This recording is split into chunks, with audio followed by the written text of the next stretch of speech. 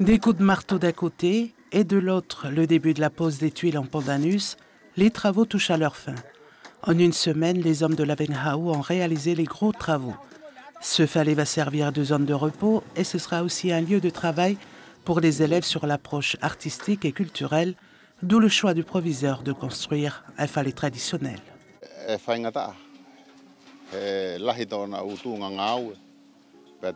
De nos jours, il y a de moins en moins de falais en tuiles de pandanus, parce qu'il faut ramasser les feuilles, ensuite les assembler.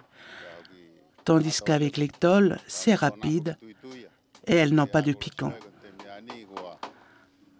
Malgré tout, on est fiers parce que le proviseur nous a donné l'opportunité de réaliser ce falais.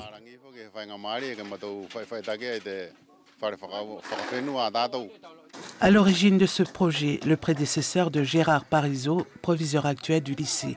Les travaux sont financés par le ministère de l'Agriculture à plus de 2 millions de francs pacifiques. La construction du falais n'est que le début d'une série de projets de l'établissement pour cette année. Et puis en arrivant, je me suis dit voilà, qu'il y avait eu des travaux de réaliser par le village, mais il manquait un peu d'âme. Voilà. Donc le falais va donner un petit peu d'âme et renforcer l'âme du lycée, mais quelque part, en discutant avec Takala, dans nos nombreuses conversations, je me suis dit qu'effectivement de décorer avec des tapas réalisés par les dames du village, qui ont déjà beaucoup travaillé sur notre chapelle, renforcerait l'âme. Voilà. Et donc elles sont venues la semaine dernière pour réfléchir, savoir où on les posait.